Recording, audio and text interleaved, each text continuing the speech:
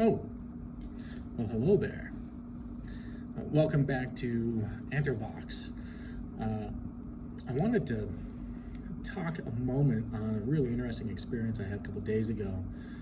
I was at a joint session of the um, Egyptian Studies Society and the Colorado Archaeological Society.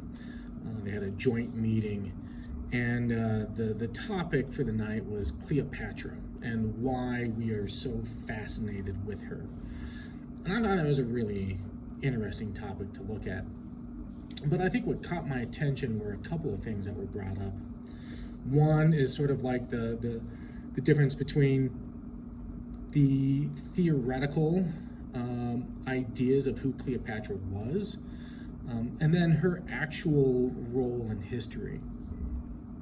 And there's also there's a point where there's a conflict that's risen in the last couple years about who Cleopatra was.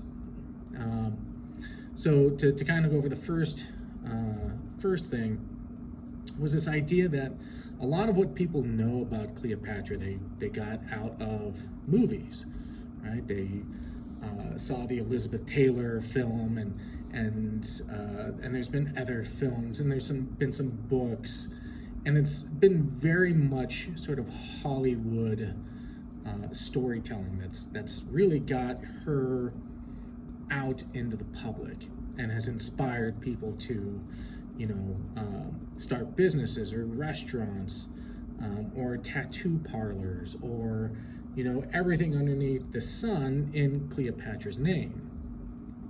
And I thought that was fascinating because, for someone that died 2,054 years ago, which, that's pretty impressive for people to remember you after a couple of millennia. There's a lot of stuff that kind of gets left out from that knowledge, right?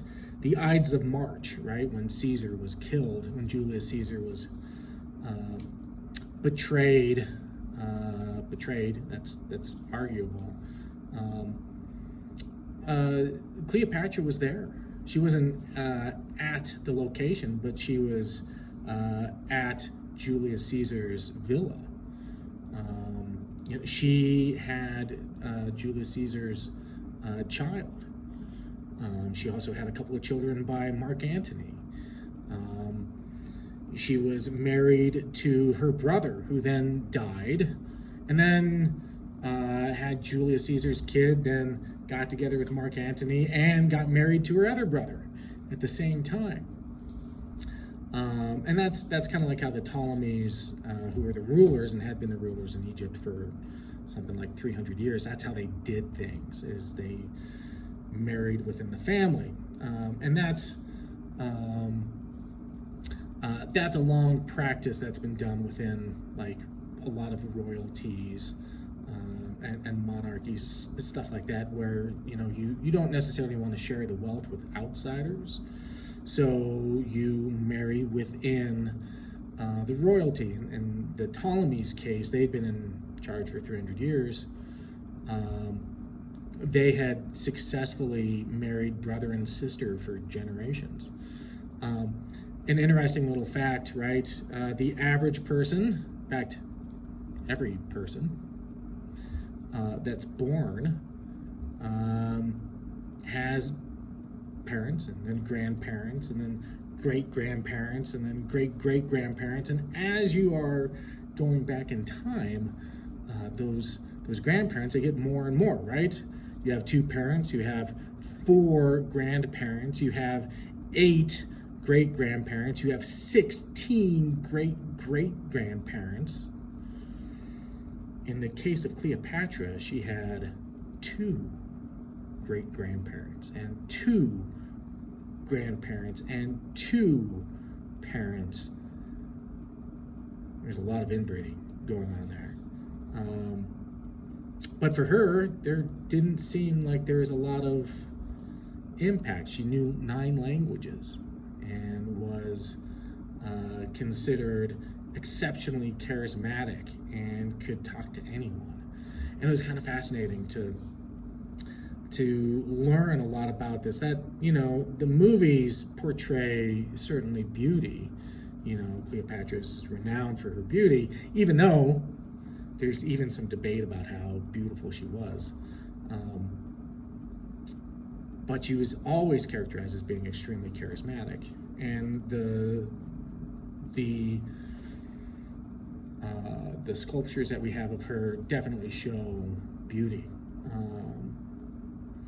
And that's the other thing, is who was Cleopatra?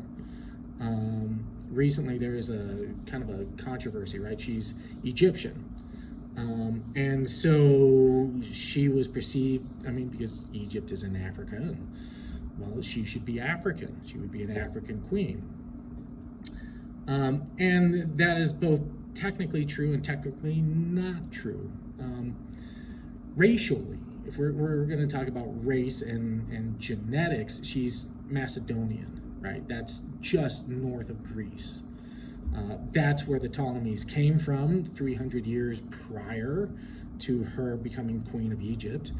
And then they had almost no outside genetic influence, with the exception of it was like a great, great, great, great, great grandfather, something like that, who was a general in Alexander the Great's army, who ended up marrying a woman from Syria.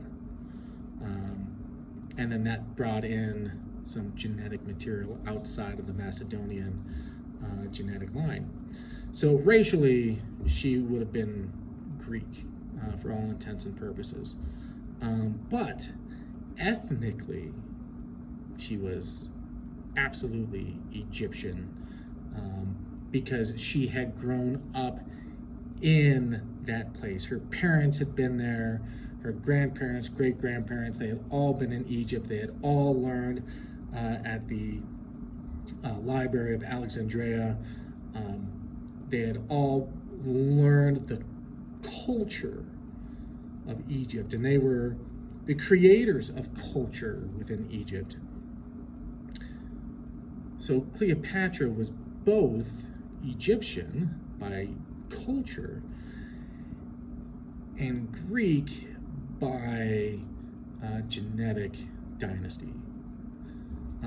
And so I think that's one of the important things for us to kind of remember about where people come from, is that they can have a dynamic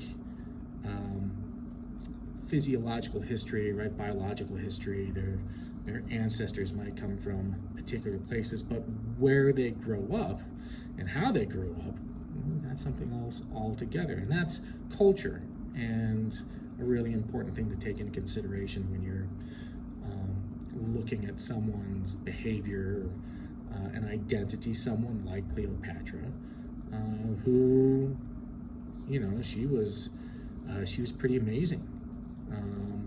Talk about a wild story. She would have been, in today's money, she would have been almost as rich as Jeff Bezos. Like, she would have had like $46 billion as a part of her estate in Egypt as queen. And at times, Egypt, while she was queen, they were supplying 1/3 of the Roman treasury to fund their wars and economic projects and all of that kind of stuff. So, pretty cool. I think that's pretty awesome. Anyway, I found that fascinating when it came to Cleopatra. Just a few little bits and pieces, understanding the what we see in the movies versus what we understand to be true in a academic sense. There's a lot more truth out there when it's looked upon and researched, and not just shown in the movies. And as we all know, movies can glorify certain things, or take certain things away because of production value, right? So anyway, that's my thought for the day. Just thought it was an interesting thing to see and to learn about. So yeah, take it easy, and we'll talk to you later. All right.